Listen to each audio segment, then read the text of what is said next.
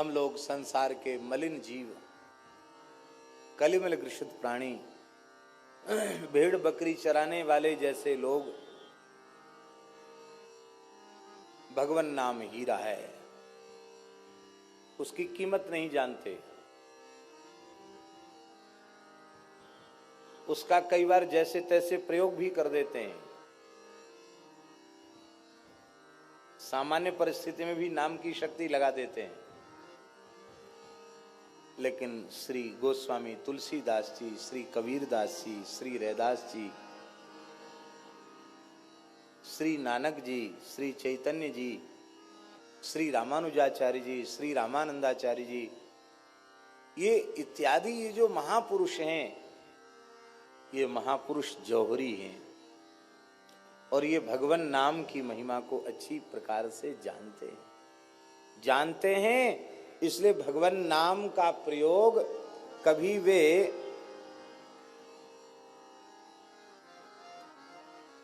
सामान्य परिस्थितियों में वे भगवान नाम का प्रयोग नहीं करते हैं, क्योंकि भगवान नाम की महिमा क्या है ये वे महापुरुष जानते हैं। एक बात हम आपको निवेदन करें,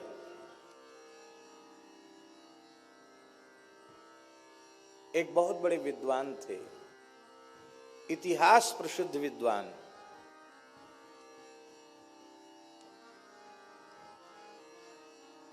महापंडित श्री पद्मनाभाचार्य जी। बहुत उच्च कोटि के विद्वान। सुना जाता है उनके बारे में, उनको भगवती सरस्वती का दर्शन हुआ था और सरस्वती ने उन्हें वर दिया था कि संपूर्ण शास्त्रों को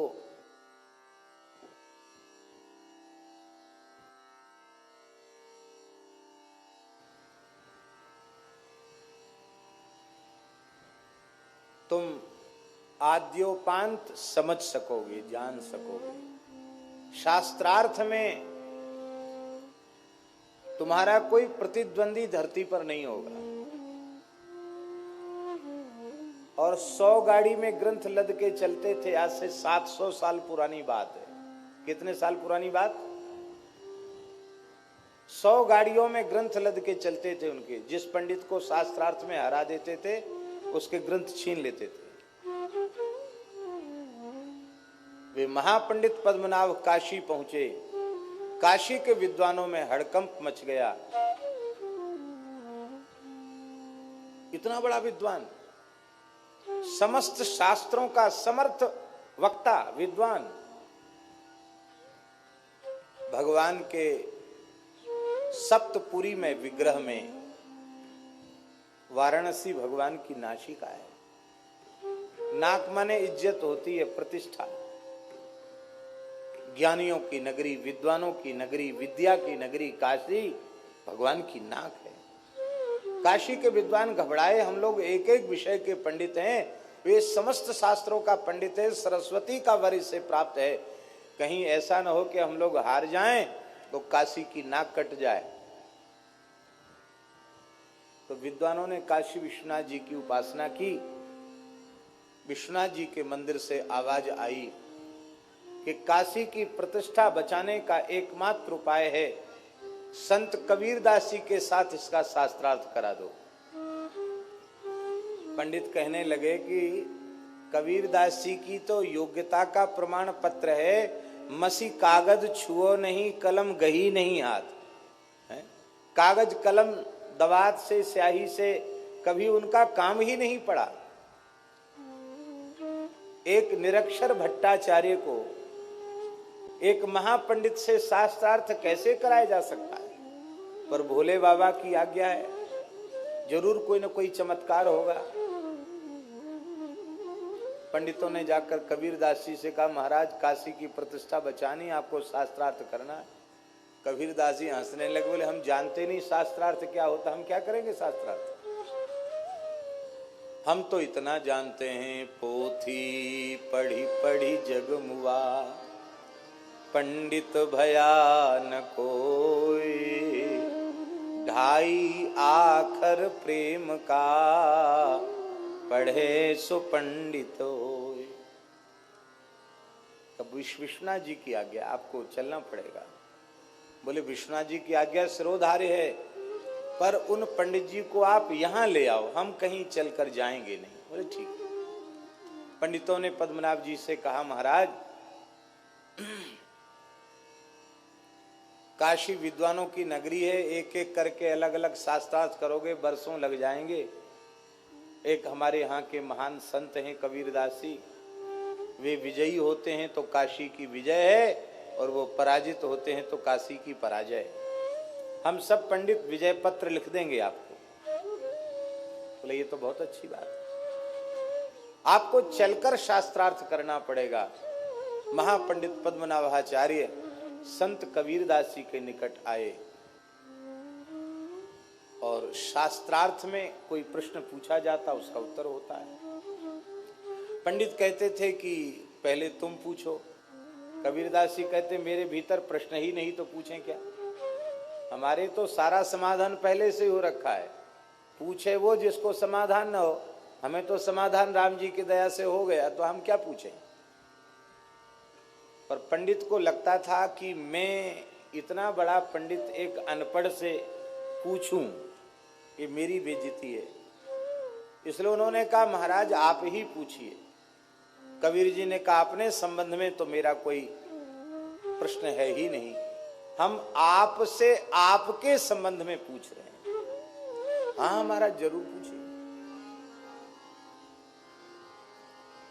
महाराज चतुराई से पंडिताई से उत्तर मत देना, जैसे सीधे साधे भाव से आप उत्तर देना, उसी कक्षा में बैठकर उत्तर देना। नहीं, पंडित लोग बहुत बात बनाना जानते हैं।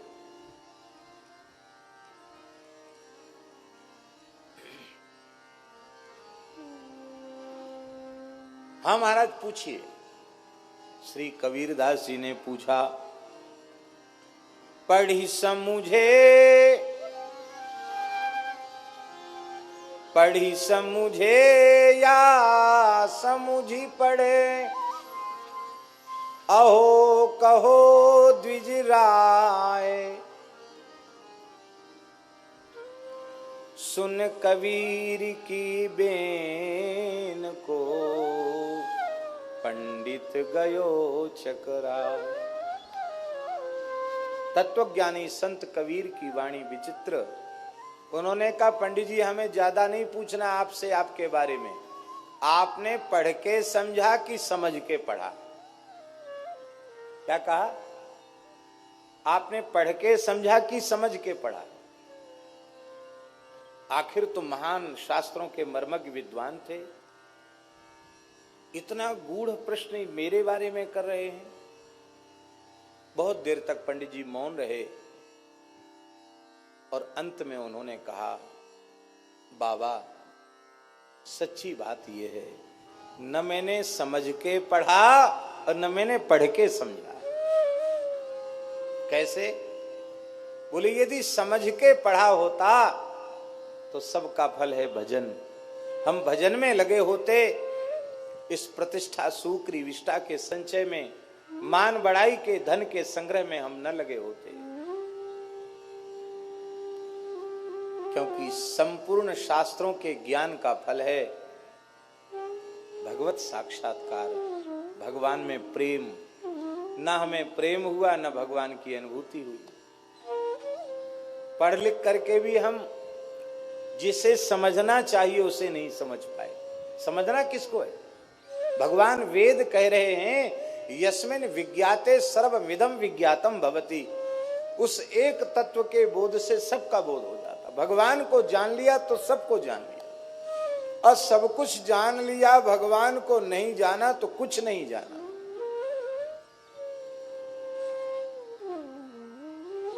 तो न हमने पढ़ के समझा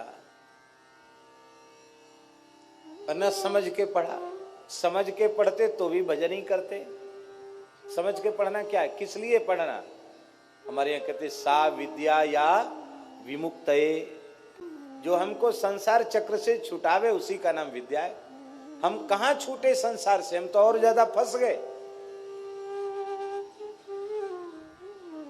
तो श्री कबीरदास जी ने कहा, तब तो हम आपसे लाख गुने अच्छे, हमने तो पढ़ा ही नहीं, इसलिए पढ़ के समझने वाली बात भी नहीं हुई, और समझ के भी नहीं पढ़ा और पढ़ के भी नहीं समझा। क्यों? बोले हमारे गुरुदेव श्री मदाध्य रामानंदाचार्य भगवान ने केवल एक ही बात कही थी, बच्चा राम राम करो। बस मैं राम राम करने लग गया, और राम राम जपते जपते जो पढ़ के समझते हैं लोग और जो समझ के पढ़ते हैं, वो केवल राम राम करके मैं समझ गया।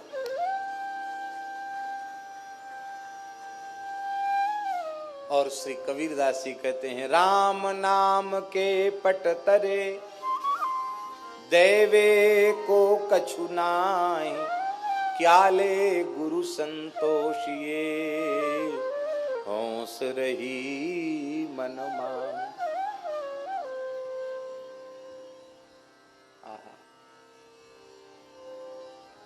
इतने बड़े महापंडित के अहंकार को कबीर जी ने चूर कर दिया, फिर अभी भी समर्पण नहीं हुआ। हमारा समर्पण जल्दी होता नहीं। आगे उत्साह तो उनका ठंडा पड़ गया कि आगे कुछ नहीं बोलना, चुप हो गए, उठ के चले गए। लेकिन अभी उनका समर्पण नहीं हुआ था, अहम शून्य वे नहीं हो पाए थे। विश्वनाथ जी ने विचार किया, इतना बड़ा विद्वान यदि इसका भी उद्धार न हो तो शास्त्रों की महिमा क्या है,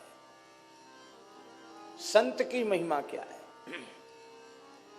कबीरदास जी जैसे संत से मिलने के बाद इसका कल्याण होना चाहिए। कल्याण कैसे हो? तो ऐसा कोई दृश्य उपस्थित हो कि इसको वैराग्य हो जाए। तो महापंडित पद्मनाभ सायंकालीन संध्या वंदन कर रहे थे, एक पीपल के नीचे बैठ के संध्या कर रहे थे, काशी की बात है। तो उनको एक दृश्य भगवान विश्वनाथ जी ने दिखा दिया। उनको दिखाई पड़ा कि पीपल की सब डालियों पर कोई न कोई भूत प्रेत बैठे हैं, एक डाली खाली है। एक भूत आया, उस पर बैठ गया। तो जो पहले बैठे थे ना शाखाओं पर भूत, वो सब झगड़ने लगे। बोले तू यहाँ कैसे बैठा, इस पर मत बैठ। बोले सब डालियां भरी हैं, यही खाली है इसलिए इस पर बैठ गया। बोले खाली तो है पर ये रिजर्व है, पहले से आरक्षित है। ये किसके लिए? बोले महापंडित पद्मनाभ मर के प्रेत बन के इसी पे रहेगा, उसके लिए आरक्षित है। दूसरे प्रेतों ने कहा भला इतना बड़ा शास्त्रों का विद्वान पंडित, संध्या गायत्री संपन्न ब्राह्मण, भला प्रेत क्यों बनेगा? तो एक वृद्ध प्रेत बोला तुमको पता नहीं है, जो ब्राह्मणों को गुरुम तुम कृत्य हूं कृत्य विप्रम निर्जित्य वादतः, भगवान महर्षि मनु ने लिखा है, मनु जी ने कहा है, जो गुरुजनों को अपने से बड़ों को तू करके हूं करके अपमानित करता है, उत्तर देता है, और ब्राह्मणों को शास्त्रार्थ में पराजित करके उनका अपमान करता है, उसे पिशाच की योनि, भूत प्रेत की योनि में जाना पड़ता है। तुमने नहीं पढ़ा है? इसने तो न जाने जीवन में कितने ब्राह्मणों को अपमानित किया है, ये तो अवश्य ही प्रेत बनेगा। तब एक प्रेत बोला इतना बड़ा पंडित प्रेत बने ये अच्छी बात नहीं, हम लोग अनुभव कर रहे हैं प्रेत योनि कितनी दुखदाई है, ये बच सकता है क्या? बोले हाँ बच सकता है। ये यदि अहंकार शून्य होकर संत कबीरदास जी के चरण पकड़ ले तो बच सकता, नहीं तो नहीं बच सकता। अब तो महाराज दौड़े पद्मनाभ जी और कबीरदास जी के चरणों में पड़ गए। बोले महाराज अब आप कृपा करके हमें अपनाइए, मेरी रक्षा कीजिए, मेरा उद्धार कीजिए। कबीरदास जी ने कहा अब तक जितना पढ़े लिखे थे सब गंगा जी में बहा के आओ। माने कोरे कागज पे न लिखा जाएगा, कागज पहले से भरा हुआ है, लिखोगे क्या? शास्त्र का अहंकार भी एक अहंकार होता है, विद्या का अहंकार भी अहंकार होता है, उसको धो करके आओ।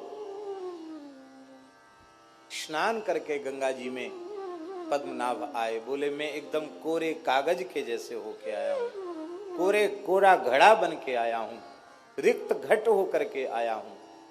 तब श्री कबीरदास जी ने उनको कहा, बच्चा, सारे शास्त्रों का, वेदादि शास्त्रों का, इतिहास का, पुराण का, सबका सार राम नाम है। बस इसको पकड़ लो। सब कुछ किया पर राम राम नहीं किया तो सब व्यर्थ है। श्री कबीर कृपाते परम तत्व पद्मनाभ पर चोलयो। नाम महानिधि मंत्र, नाम ही सेवा पूजा,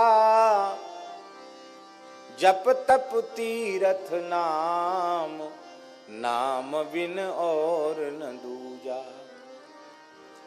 नाम प्रीति नाम वैर, नाम कह नामी बोले।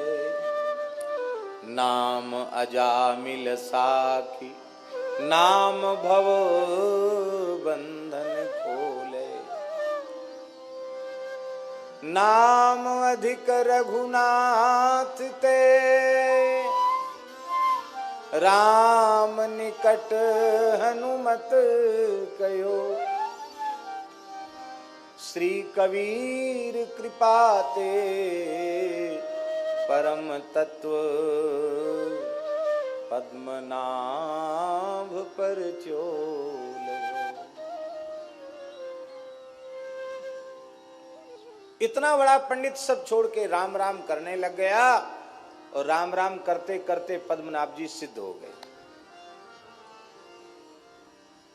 प्रतिदिन सत्संग एवं दर्शन के लिए श्री महाराज जी के ऑफिशियल चैनल को जरूर सब्सक्राइब करें।